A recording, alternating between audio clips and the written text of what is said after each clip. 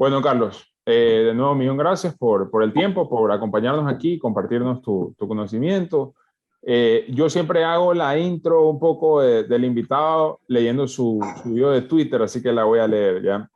Dice libertad, mal genio, ejercicio, pescar, coordinador local de SF Liberty, formó parte del Instituto Ecuatoriano de Economía Política y tienes escrito con exclamación por un Ecuador más libre. ¿Okay? No sé, Carlos, qué más podemos agregar que te caracterice y que sea importante saber. Bueno, de hecho, me parece, primero, muchas gracias por la invitación. De hecho, me parece bastante interesante, ¿no? Esa intro que das de la persona, y creo que a veces Twitter dice bastante, ¿no? La gente no lo toma en cuenta, pero me ha parecido muy interesante cómo lo haces. Bueno, para una pequeña nada más y muy breve introducción mía, yo soy coordinador local de Estudiantes por la Libertad, que es Students for Liberty, que es lo que acabas de leer. Es una organización no gubernamental dedicada a la promoción de ideas, ya también con el Instituto Ecuatoriano de Economía Política, donde actualmente me desempeño como director de desarrollo institucional. También somos un centro de estudios dedicado a la promoción de políticas públicas, justamente, y nos dedicamos especialmente en los temas de la libertad individual, mercados libres, Estado de Derecho, gobierno limitado, y ese tipo de actividades. Chéverísimo, chéverísimo. Student for Liberty, exactamente, digamos, un poco más a profundidad, qué es lo qué es lo que llevan a cabo y tiene alguna relación con el instituto el segundo que mencionaste. Ok, no, primero respondiendo a esa última pregunta, son dos instituciones totalmente independientes la una de la otra. Estudiantes por la Libertad se crea en los Estados Unidos más o menos por el año 2009. Ya, esta organización nace de un grupo de estudiantes que se reunieron no recuerdo la universidad, me va a disculpar, pero se reúnen en una universidad, empezaron a hablar y decidieron crear una organización ya para promover ideas. Ya, estas ideas pues van de la mano con lo que es la libertad, es decir, la libertad de las personas, por ejemplo, libertad para emprender, libertad económica, es decir, libertad individual, free speech, que es la libertad de expresión, todo tipo de libertades. Sí, esta se crea en los Estados Unidos. Actualmente la organización ha crecido muchísimo. De hecho, te cuento que es la única organización en el mundo que está presente en todos los continentes habitables. Okay. De ahí, bueno, el Instituto Ecuatoriano de Economía Política ya es conocido como lo que se conoce en inglés como un think tank, que es un tanque de pensamiento. ¿Sí? Se dedica a la promoción de políticas públicas para un país de personas libres y responsables. Como te mencioné al principio, nos dedicamos también, al igual que Estudiantes por la Libertad, a hacer eventos. Hacemos foros, charlas, conversatorios, retiros, entre otros, ¿sí? Donde promovemos también esta libertad, ¿no? La libertad en todo sentido, bajos impuestos, gobiernos limitados, la importancia del Estado de Derecho, la importancia del libre comercio, la importancia de la libertad en los ciudadanos y en el desarrollo y la prosperidad de los países, entre otras cosas. Chévere, chévere. A ti evidentemente que eres un seguidor de las ideas de libertad. Como Carlos, ¿qué crees que es lo que aquí en Ecuador es el área, la industria, el sector que más necesita de esas ideas de libertad, en la que más carece esta idea de libertad, ese espíritu de libertad? Okay. De hecho, me encanta tu pregunta. Mira, yo te diría que para empezar, todas las industrias merecen libertad. Yo diría que las más libres, podríamos darnos cuenta que las más libres en promedio son las que exportan. Y en promedio son las más libres porque al ser tan buenas hasta el punto de exportar, generalmente el banano no es un caso, siempre hay casos especiales, el banano sería uno, pero generalmente al lograr exportar es porque eres muy productivo, porque eres muy eficiente en lo que haces. Entonces esto lo que termina provocando es que los políticos no se preocupen, entre comillas, por intentar ayudarte. Entonces no hacen absolutamente nada por tu industria. Entonces esas industrias terminan siendo las más libres, las más prósperas. En cambio, yo diría que las industrias justamente las más protegidas, las que se intenta ayudar, yo podría dar de ejemplos, digamos, en el sector de la agricultura se ve muchísimo. Tú recordarás o se escucha todos los días, por ejemplo, que las Fuerzas Armadas, la policía, digamos, ha capturado un camión que venía con mercadería ilegal. ¿Qué es esa mercadería? Son papas, son cebollas, es arroz, es decir, un sinnúmero de cosas que al final del día, en un país como el Ecuador, donde hay tanta desnutrición crónica infantil, donde la gente se muere de hambre, donde los precios son altos, la Policía Nacional y las Fuerzas Armadas se dedican a perseguir contrabandistas, entre comillas, nuevamente, que al final del día lo que traían era cebollas baratas, papas baratas, arroz barato y productos baratos. ¿Sí? Entonces, ese es el tipo de industrias que yo diría que no tienen libertad. Podríamos verlo en el caso de la industria textil, la industria de los zapatos, donde se mete el cuento de querer proteger a los productores de cuero, de caucho.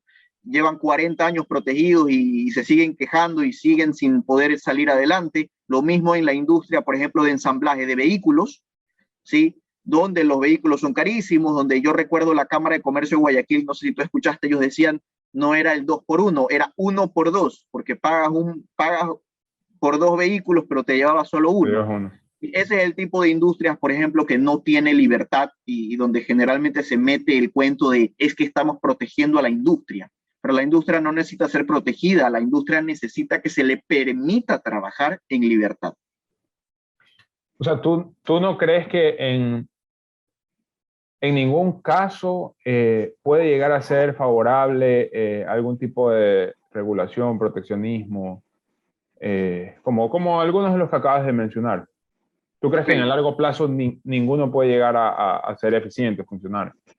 Ya, ok, yo voy a empezar con dos temas. Primero, que lo que la gente a veces dice es que países como Estados Unidos subsidian a sus agricultores y que por eso por alguna razón está bien. Ojo, no está bien. Es decir, que los países ricos cometan errores no significa que nosotros debemos hacerlo también.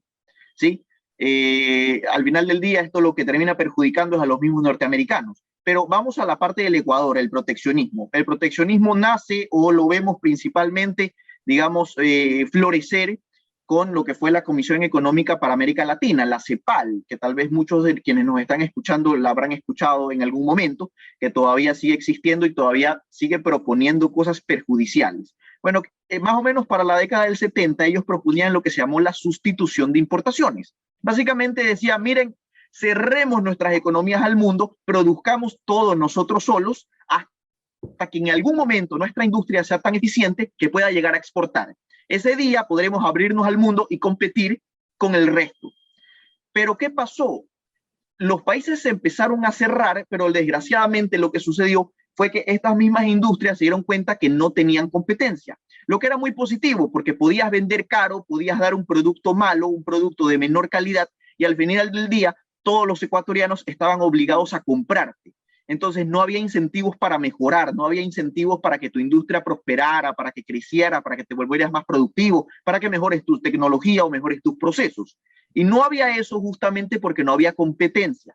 Entonces lo que permite el desarrollo del mercado, el desarrollo de la industria es justamente esa competencia que necesitan todos. Ahora, y probablemente Manuel y quienes nos están escuchando me van a decir, bueno, pero Carlos, es que si nos abrimos a la competencia, las industrias ecuatorianas van a cerrar. Y deberíamos pensar también en la industria ecuatoriana. ¿Qué hacemos con los productores? ¿Qué hacemos con las personas que quedan desempleadas? Bueno, pero es que, ojo, esto viene de la mano primero de la competitividad.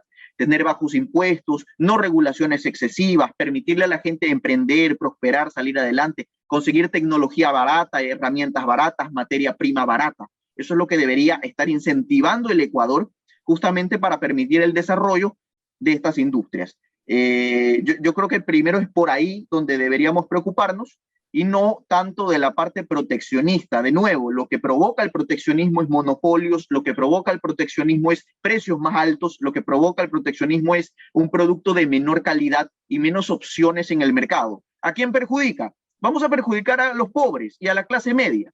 ¿Por qué los pobres hoy no tienen carro? ¿Por qué no tienen lavadora? ¿Por qué no tienen secadoras? Bueno, eso al final del día terminan diciendo, es que eso es para los ricos. No, es que son los ricos los que tienen la oportunidad de comprarlo. Por eso hay que abrir la economía, para que los pobres tengan las mismas oportunidades que han tenido los ricos. Es justamente eso lo que deberíamos incentivar.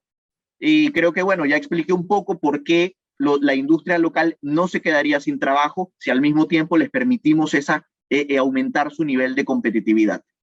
Claro, claro, porque por ejemplo en mi caso, siempre que pienso en esto, y un poco me marea las dos posturas, me pongo a pensar porque los que definen el proteccionismo, digamos, te dicen, claro, es que no la industria de Ecuador no puede competir con otras industrias que están más desarrolladas, pero tú vas más al lado de decir, ok, pero que de parte del Estado venga la ayuda de ser más competitivo, por ejemplo, aflojando un poco, qué sé yo, todas las cargas, todas las imposiciones tributarias o cualquier otro tipo de imposición que pueden hacer que cueste más operar, cueste más producir.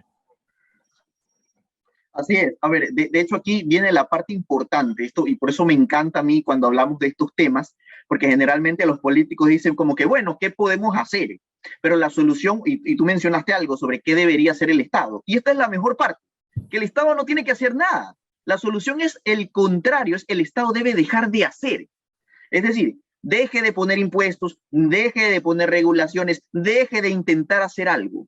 Es decir, hay que decirle, mire, desátele los brazos a los emprendedores y permítales a ellos tomar sus propias decisiones. Permítale al empresario, al emprendedor traer mejor tecnología, traer mejor materia prima, traer mejores herramientas que le permitan competir con el resto del mundo, que eso es justamente lo que necesitamos. Entonces, por ahí viene la cosa. No se trata de que el Estado haga, sino que deje de hacer. Ya.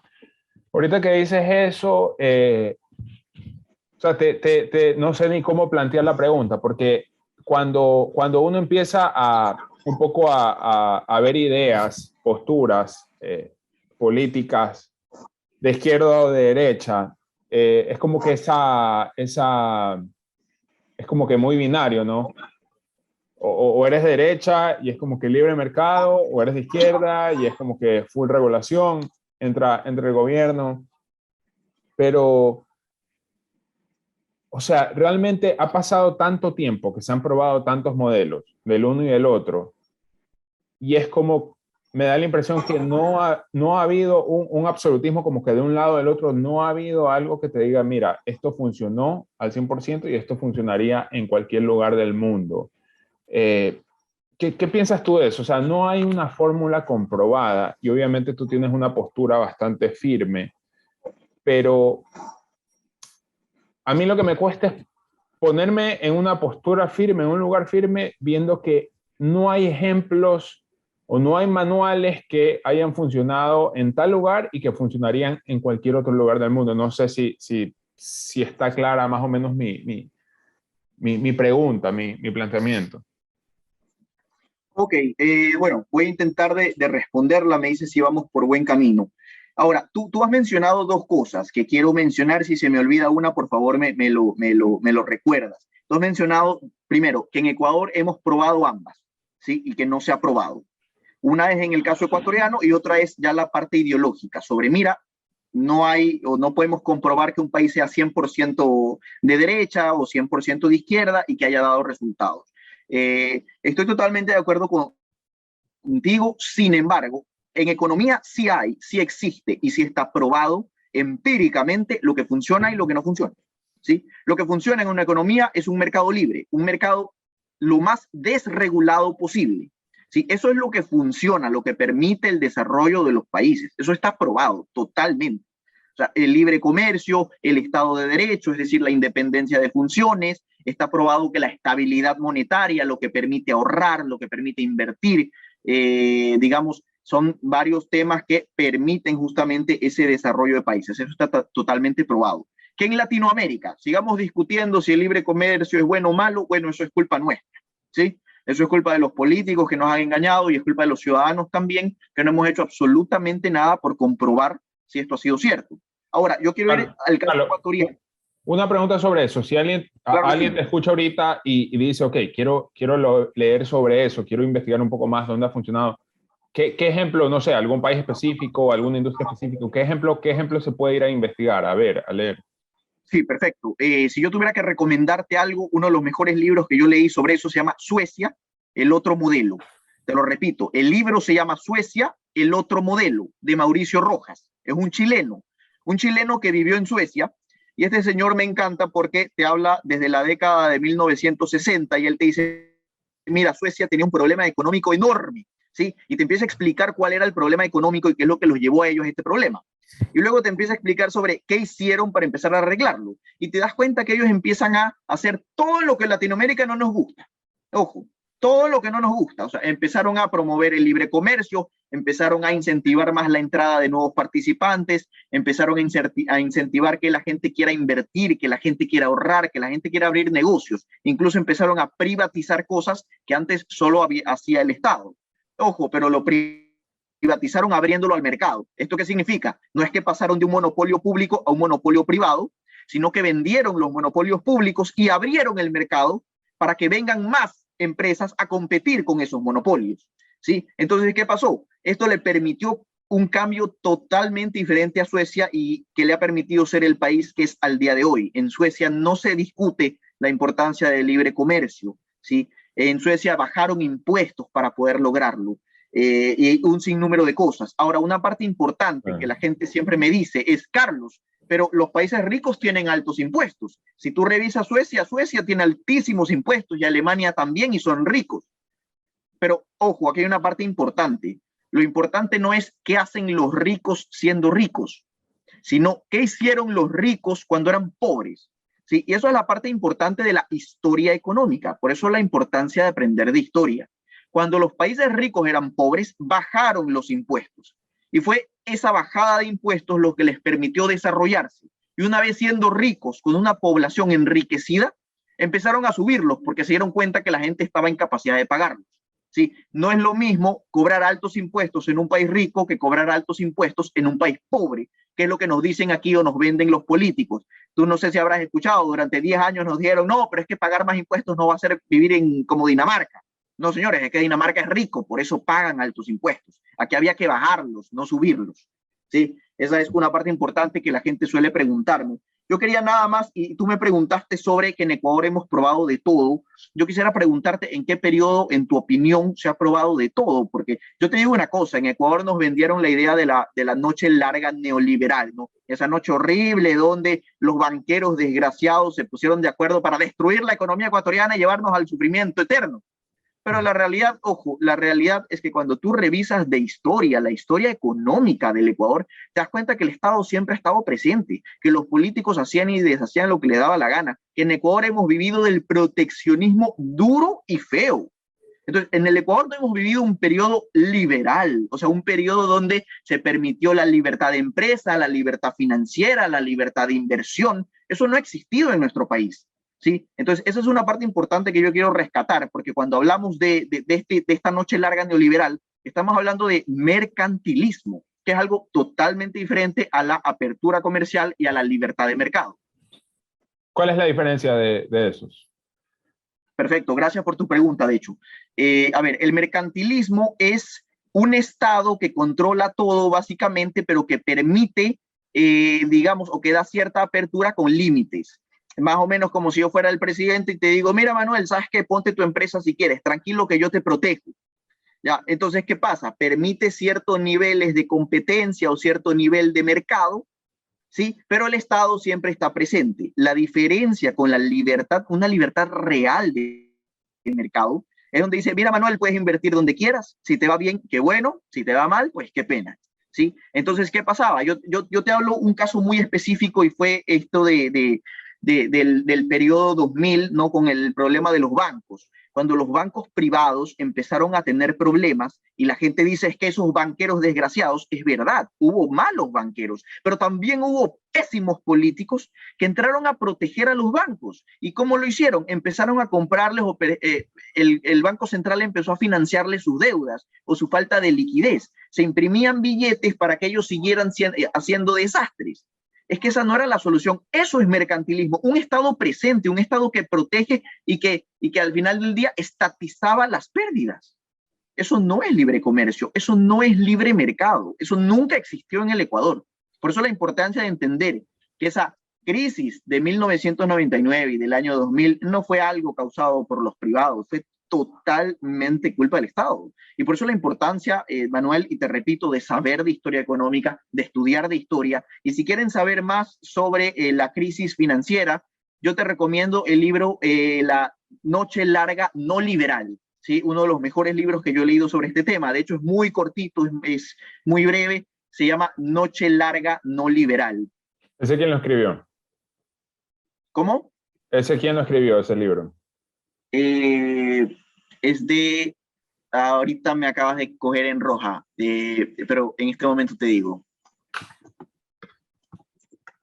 De hecho los conozco, se me fue el nombre, me van a disculpar si me están escuchando. Aquí está. Es de Aparicio Caicedo y Ariana Tanca. Chévere. Lo voy a revisar. Chévere. Oye, ahorita que me parece que se me vino a la mente esta propuesta de la ley de inversiones, más o menos, busca un poco, ¿cómo lo ves tú? ¿Qué busca exactamente? ¿Busca un poco liberar para realmente que entre nueva inversión en el país? ¿Cómo ves tú esa propuesta? Okay. Bueno, primero, la propuesta en primera instancia, ojo, no la he leído toda, no es que la he revisado a profundidad. Yo podría decirte que la propuesta en primera instancia es positiva. ¿Sí? Es positiva porque, por ejemplo, busca crear zonas francas, busca bajar impuestos y bastantes impuestos.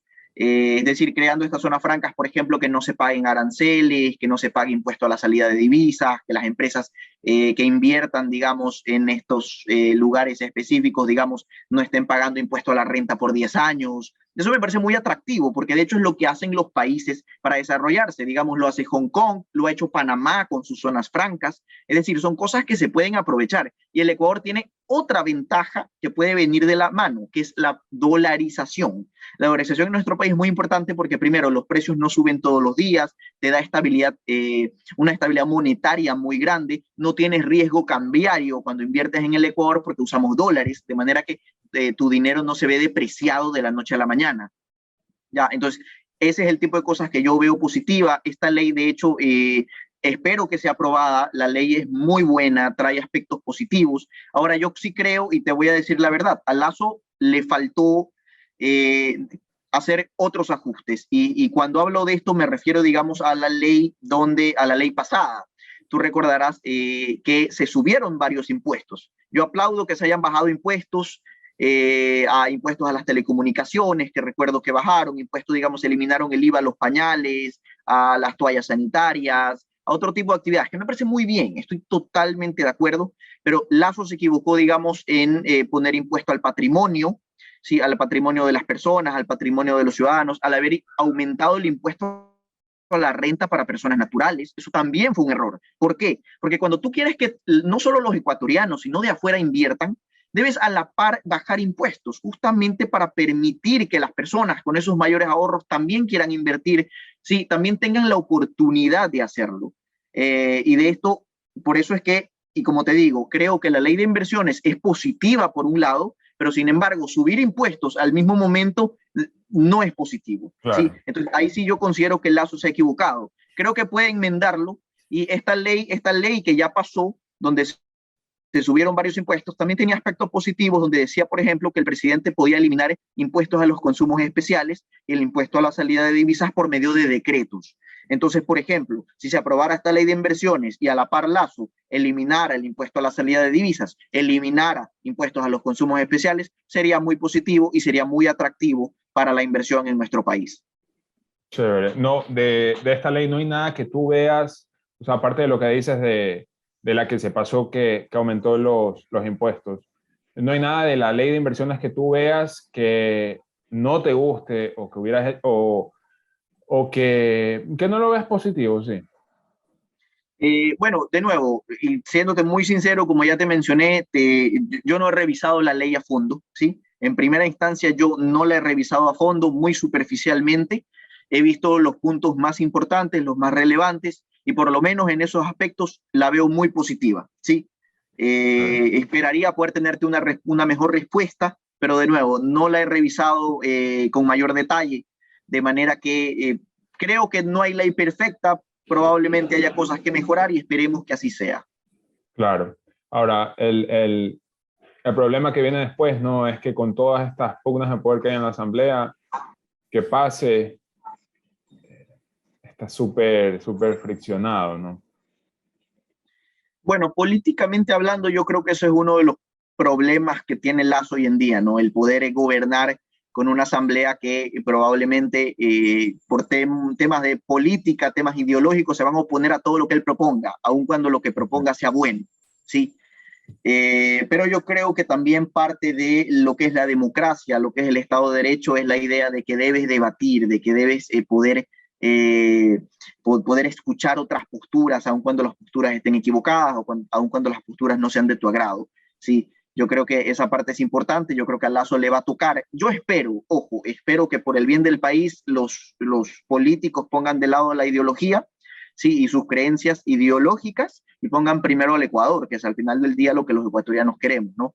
Veo difícil, sí, o sea, estoy de acuerdo contigo, Manuel. Va a ser difícil aprobar cualquier ley que Lazo quiera pasar. Sin embargo, yo espero, por el bien del país, que las mejores leyes y que las buenas propuestas se lleven a cabo y salgan adelante. Sí, bueno, esperemos. Oye, y respecto a lo que, respecto a lo que me mencionabas del Instituto Ecuatoriano de Economía Política, tú decías que desarrollan propuestas públicas, si no me equivoco. ¿Cómo me mencionaste que...? Sí, políticas públicas. Nosotros hacemos generalmente estudios de políticas públicas o proponemos políticas públicas a la ciudadanía, las cuales generalmente estamos pues enseñando, mostrando, ya sea por medio del activismo que llevamos, conversatorios, charlas, conferencias, ¿no?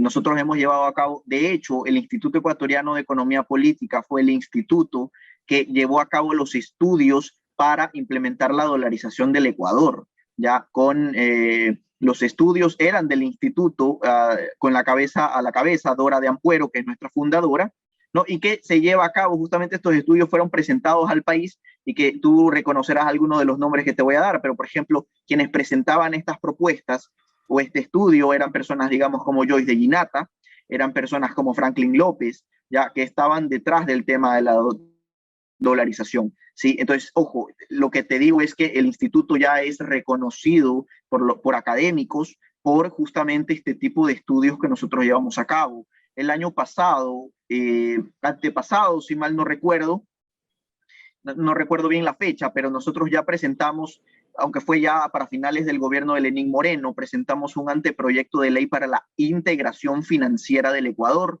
Tengo entendido que de parte del instituto vamos a actualizar estos informes, este anteproyecto, y vamos a volverlo a presentar también al presidente Guillermo Lasso.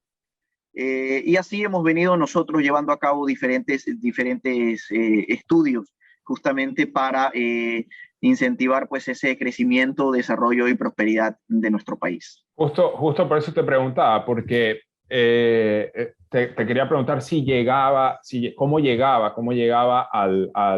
en este caso, la propuesta, qué sé yo, al presidente o que pase como propuesta de ley, qué sé yo, a la Asamblea, porque a mí me parece, Carlos, que, por ejemplo, pasa todo esto en la Asamblea, todos los días se están debatiendo propuestas de ley y el ciudadano común no está al tanto de qué es lo que se está hablando y al final del día lo que se apruebe ahí es, digamos, el marco en el que vas a vivir tu vida. Si vives en Ecuador es el marco en el que vas a vivir tu vida porque ahí se están formando las leyes.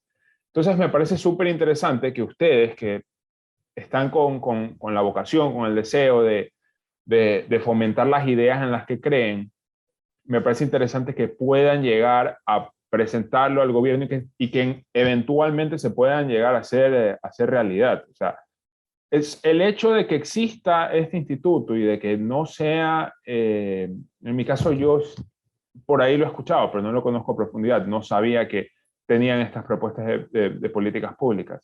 Pero el hecho de que exista y que no sea tan conocido me genera ganas de decir, oye, esto existe, si tienes una idea, si tienes un deseo, como que este es el camino, ¿no? Me genera eso, no sé. Así es. De hecho, estoy totalmente de acuerdo contigo. Yo siempre me pregunto cómo es que un instituto como este no es conocido a nivel Ecuador, ¿no? Bastante curioso. Pero sí, ahora, ojo, aquí hay una parte importante porque si bien nosotros sí hacemos estudios, llevamos a cabo este tipo de cosas, A veces las leyes no son tomadas en cuenta, o a veces, y lo que intento decir es que a veces no es importante que sea el presidente o que sean los asambleístas quienes vean nuestras propuestas o nuestras leyes. Y te lo digo por una razón muy sencilla. Los políticos generalmente no tienen ideas propias, sino que lo que suelen es hacer lo que el pueblo quiere escuchar o lo que el pueblo está dispuesto a aceptar. ¿Sí? Y esta parte es importante, por eso yo también menciono que dentro del activismo que nosotros llevamos a cabo, también está el hacer charlas, el hacer conferencias, el hacer eventos donde mostramos nuestras propuestas. ¿Ya? ¿Por qué? Porque nosotros podríamos, o yo podría estarte aquí hablando, Manuel, toda la noche sobre la importancia, digamos, de firmar tratados de libre comercio y comerciar libremente con todo el mundo, ¿sí? Pero cuando queramos firmar tratados de libre comercio y esto llegue a la asamblea, los asambleístas van a decir no. Y cuando los asambleístas le digan a sus votantes por qué votaron en contra, le van a decir, no, es que yo estaba protegiendo a la industria, no, pero es que yo estaba protegiendo pues a los pequeños productores que no podían competir, ¿sí? Y cuando la gente escucha eso, generalmente está de acuerdo, porque ¿quién quiere hacerle daño a un pequeño productor o quién quiere hacerle daño a un artesano? Pero es porque no entiende, ¿sí? Porque no tiene clara la importancia del libre comercio, porque no entiende que el problema del artesano es en los altos impuestos, es que no puede salir adelante, es que no tiene mejores herramientas, es que no es productivo, es que no somos eficientes. ¿Sí? Ese es justamente los problemas de no poder comerciar libremente, ¿ya? Pero esto no lo sabe la gente, esto no lo saben ellos y por eso, como los ciudadanos no piden libre comercio, los políticos no exigen tampoco que se comercie libremente. Claro. Entonces, por eso también, y yo siempre menciono, la importancia de un instituto como este es dar a conocer estas ideas no a los políticos, sino a los ciudadanos. Los ciudadanos. Es que claro, tal vez esa es la raíz del problema, que el ciudadano común, el ciudadano de a pie, no está al tanto o sea, no se toma el tiempo de pensar qué es lo que está pasando en la política, cuáles son las leyes propuestas.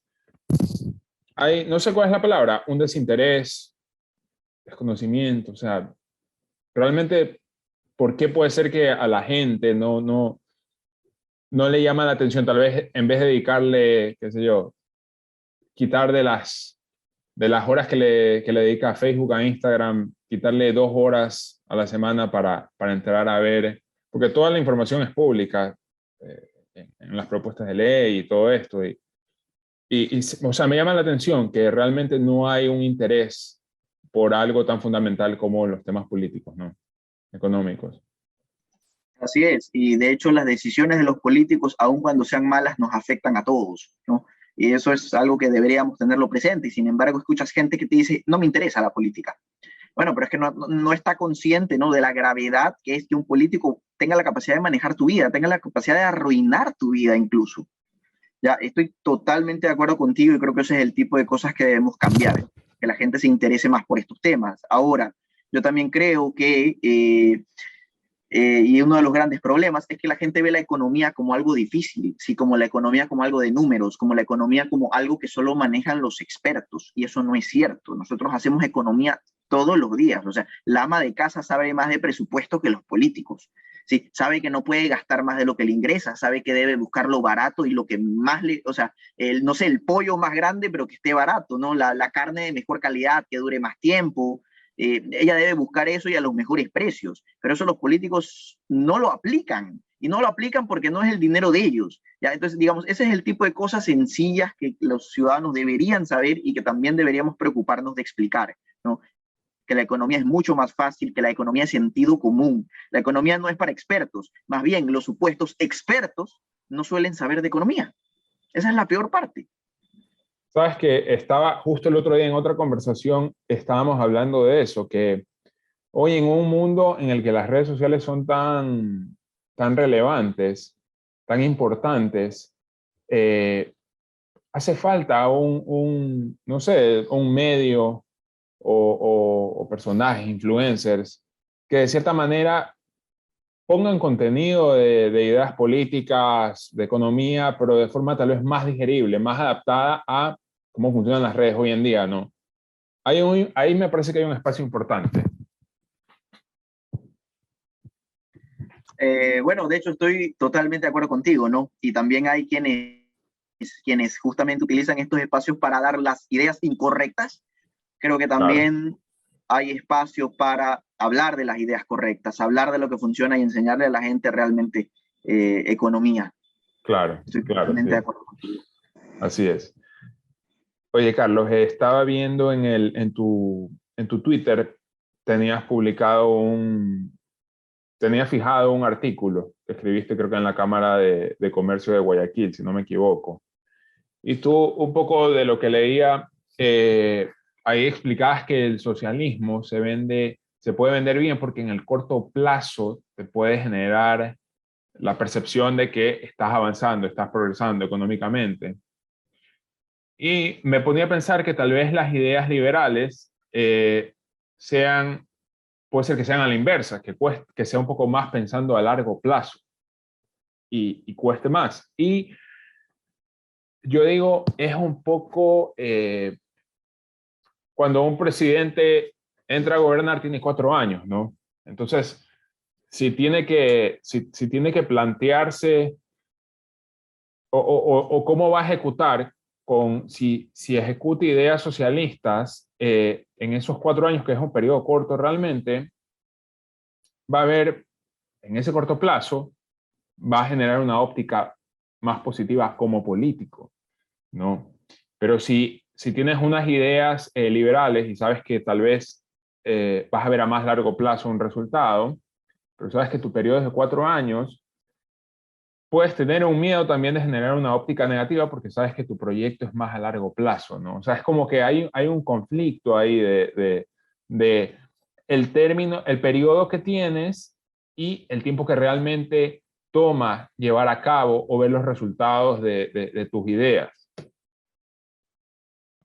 Sí, de hecho, la apreciación que hiciste al principio es totalmente correcta. ¿Qué pasa cuando tú le das libertad al ciudadano? El problema de la libertad es que ya no puedes echarle la culpa a los demás, ¿sí? ¿Qué es lo que sucede con muchos gobiernos? Cuando se dedican, digamos, a comprar votos, a conseguir votos, a darle a lo que la gente le gusta, pero no necesariamente lo que le hace bien al país. Pues al final del día eso significa más votos, pero no necesariamente significa un estilo de vida mejor. Tal vez te da la apreciación en ese corto plazo, pero cuando llega el mediano y largo plazo y toca pagar la cuenta, es fácil simplemente echarle la culpa a los demás y decir, no, es que yo soy pobre porque otros son ricos, o es que yo soy pobre porque nadie me quiere dar trabajo, o es que yo soy pobre, pero la pregunta también debería ser, bueno, pero ¿qué estoy haciendo yo para salir adelante?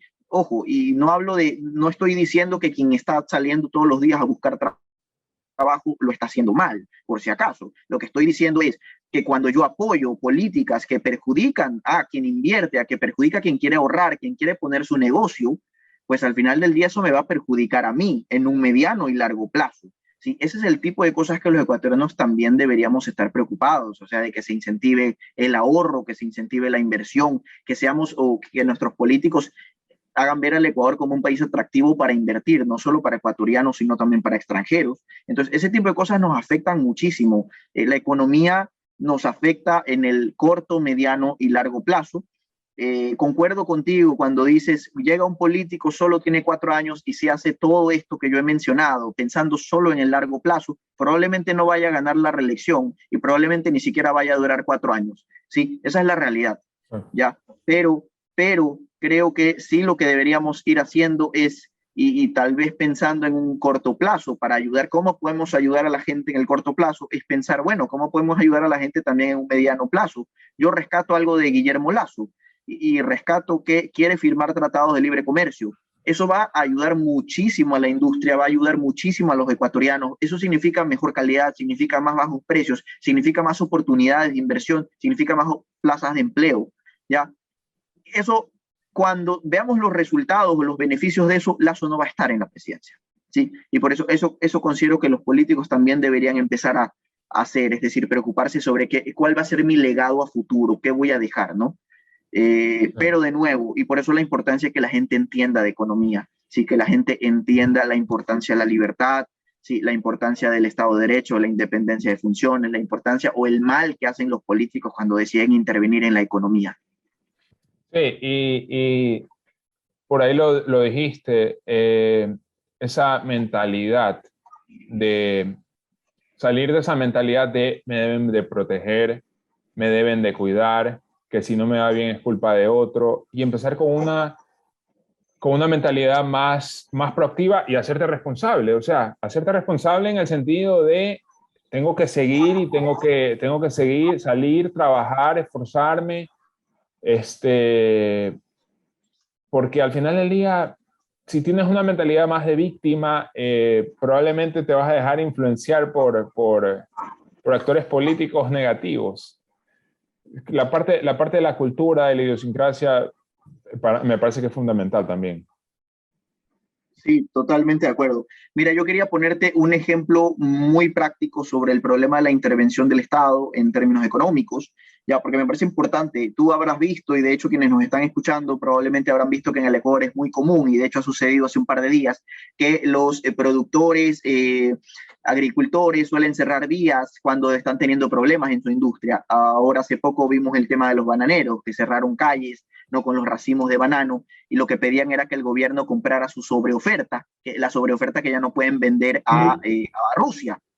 Sí, pero ojo, y esta parte es importante, porque si el Ecuador hubiese hace años firmado tratados de libre comercio con China, hubiese firmado tratados de libre comercio con los Estados Unidos, todo lo que hoy no compra Rusia podrían estarlo comprando estos países, ¿sí? Entonces, y aquí vamos otra vez, antes había esta empresa que era la Empresa Nacional de Almacenamiento, yo no sé si en algún momento la escuchaste, pero no. Era la encargada de comprar la sobreoferta de la agricultura y guardarla.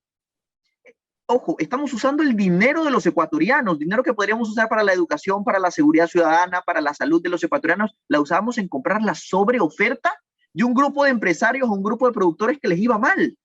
¿Ya? ¿Eso hasta cuándo existió eso? ¿En qué años fue esto?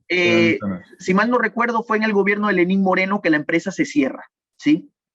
Ya, pero ¿cuál es el problema de esto? Que nos malacostumbramos, justamente como tú mencionabas, a comprar la sobreoferta de un grupo de productores privados. Eso no está bien, eso no es justo para el pueblo ecuatoriano. No podemos utilizar el dinero de la gente en comprar la sobreoferta de unos pocos, o sea, de unos pocos privados. Eso no es justo, eso no está bien, eso es mercantilismo, que es justamente lo que empecé yo mencionando. Ahora vamos a la parte importante, porque ellos cierran vías y no tienen quien les compre la sobreoferta. Pero ojo, y aquí vemos otra intervención estatal que causa problemas, que es los precios de sustentación. Probablemente lo has escuchado. Ellos piden que se pague el precio que ha sido fijado por el gobierno. La pregunta es, ¿por qué el gobierno fija los precios? O sea, aquí debería manejarse simplemente la oferta y la demanda. ¿Y por qué el precio de sustentación hace daño? Ojo, primero, el precio de sustentación pone primero el precio por encima de lo que costaría. Esto significa que los pobres tienen que gastar más en comprar ese producto. Segundo, los productores creen que el precio está alto, por lo tanto empiezan a producir más porque creen que van a vender a un precio alto, pero cuando llegan al mercado se dan cuenta que no hay nadie que lo compre. Entonces terminan con esta sobreoferta que luego quieren que el Estado la compre. Entonces, ¿ves el problema de todo esto? El precio alto causado por el gobierno provoca que haya más personas queriendo producir. ¿Sí? Esto significa cada día precios más bajos, que no haya quien lo compre, y luego viene el gobierno y le dice, no, tranquilo, me equivoqué con el precio, pero yo te compro lo que produciste de más. Es decir, vemos un problema tremendo y una falta de productividad. Y te voy a explicar por qué. El problema es que le hacemos creer al pequeño productor que produzca banano, ¿sí? Cuando el precio era bajo, pudo haber producido otra cosa, pudo dedicarse a producir arroz, dedicarse a producir, no sé, papas, dedicarse a producir cebollas, dedicarse a producir frutas, que tal vez tenían mejores precios, en los que tal vez había sido más productivo. Entonces, ¿ves cómo este problema desencadena en un sinnúmero de cosas? ¿Qué significa esto? ¿Qué significa que ellos tengan pérdidas, los productores de banano hoy? Significa pues que al final del día estamos hablando de gente desempleada, de productores desperdiciando la plata en cosas que no eran productivas al final del día y que fueron engañados. Entonces, esto pasa cuando el gobierno interviene en la economía. Por eso el gobierno no debería intervenir en ningún sentido. Claro, es que para mí, como te mencionaba, yo tengo negocio propio y para mí no hace ningún sentido. O sea, yo no podría mañana, si compré inventario de más, si me sobreendeudé, no tendría sentido que yo vaya y le diga al gobierno, ¿sabes qué? Hazte responsable de mis malas decisiones en dónde invertir. Porque al final del día, hacer empresa es tomar riesgos. ¿Okay? Tienes tu riesgo, como puedes tener tu beneficio, y tienes que ser responsable de las decisiones que tomas y si decidiste hacer empresa. Entonces, o sea, para mí no tiene el más mínimo sentido esas exigencias. O sea, y como tú dices, al final del día los ecuatorianos tendríamos que pagar por las malas decisiones de otras personas, ¿verdad? Pero ojo, recordemos algo importante, fue el mismo gobierno el que les ha obligado a tomar malas decisiones o que les ha pensado que sus decisiones eran correctas, con precios que no eran de mercado, ¿sí? Haciéndoles creer que podían vender a altos precios cuando no era así. Y ojo, ahora piensa en los trabajadores de estas empresas, piensa cómo los estamos perjudicando y piensa en esto. O sea, estos productores de banano pensaron que iban a vender caro. Luego, cuando llegaron a vender, se dieron cuenta que no había quien compre, que el precio estaba por el piso, o sea, que tenían que vender baratísimo si querían tal vez recuperar algo. Pero piensa en la persona que trabajó produciendo ese banano, o sea, la persona que se encargaba de ponerle, digamos, los herbicidas, los pesticidas, que se encargaba de regarlo, o qué sé yo. Piensa en estas personas que estaban destinadas a trabajar en un producto que no era rentable. O sea, te pones a pensar en el daño que le estamos haciendo a los ecuatorianos, a trabajar en industrias que no tienen futuro. ¿Ya? Simplemente por decir, es que damos trabajo. Claro. No, es que eso no es trabajo, porque el día en que esa industria desaparezca, esa persona no va a saber qué hacer, no tiene más habilidades, tal vez digamos ya está anciano, tal vez no encuentre otro empleo. Entonces, por eso la importancia de ir cambiando ya y eliminando al Estado de por medio de la economía, para volvernos más eficientes, más productivos, para que la gente empiece a trabajar en cosas que tienen futuro, ya, para que empiecen a adquirir mejores habilidades, para que empiecen a ganar mejores sueldos. Sí, por eso, y de nuevo, y por eso yo siempre recalco, el Estado no debe intervenir en la economía.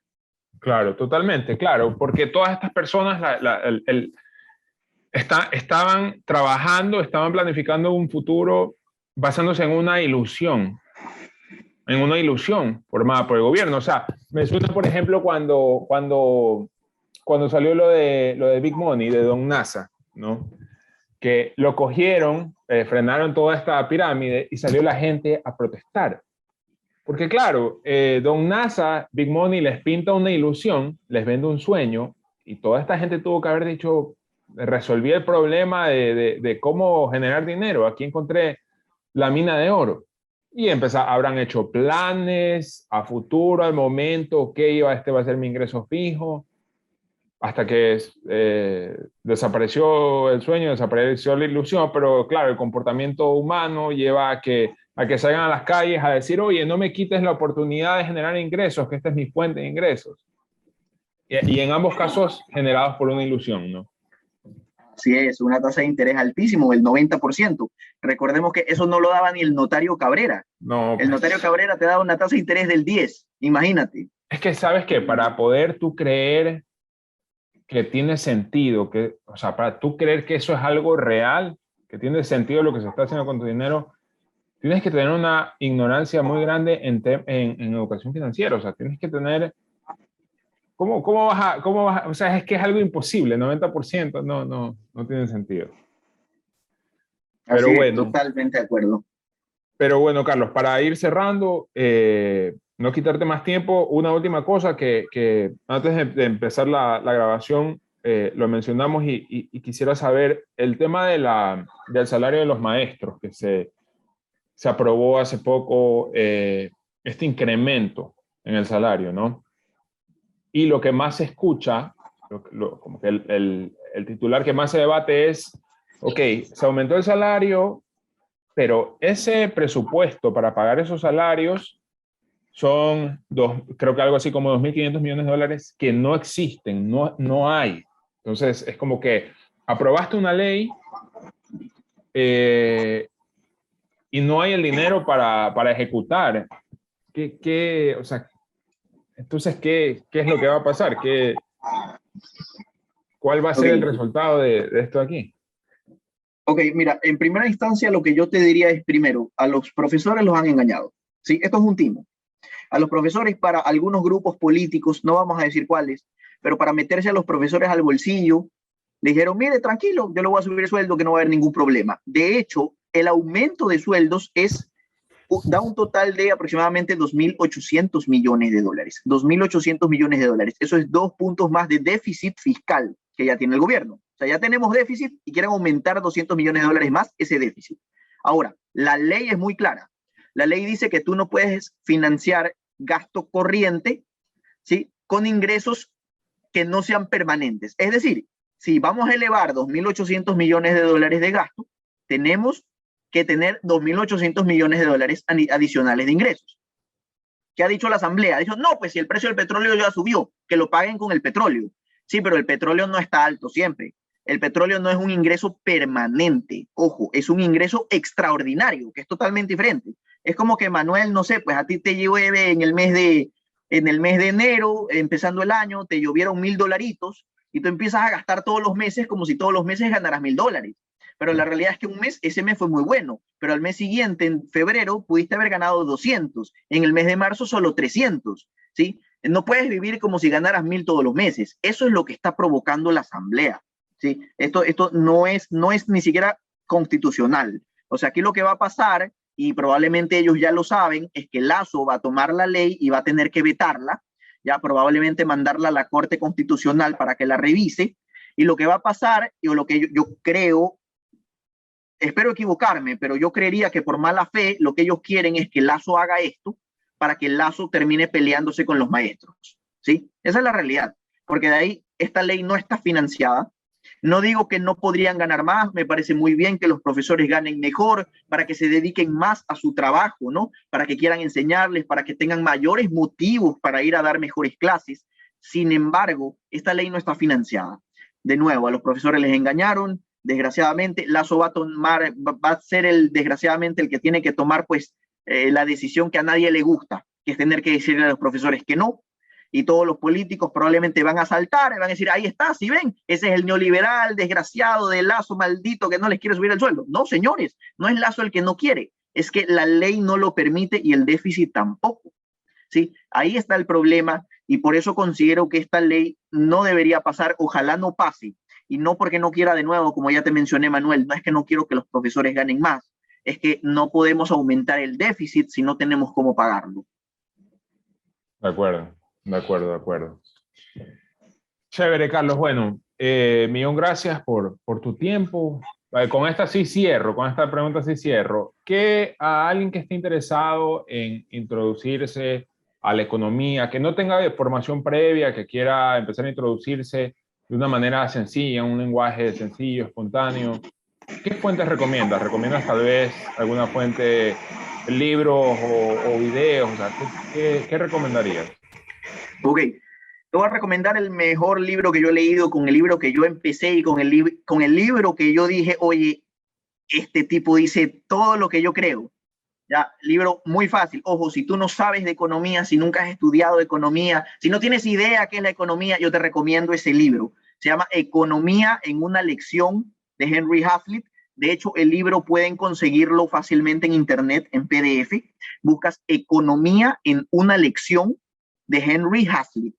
¿Sí? Él era un periodista, ¿ya? Él era un periodista norteamericano. De hecho, sus libros eran en su momento, pues fueron bestseller. Si quieres aprender de economía, si no te gustan los números y no sabes nada de economía, este es el libro para ti. Te lo recomiendo muchísimo. Ese libro es precioso, es mágico, te habla con ejemplos, como quien dice con manzanitas informalmente. Te lo explica con ejemplos, te dice, mira, esto pasó en tal año, esto hicieron, esto intentaron, esto ocurrió, esto dice la economía, esto dice la lógica.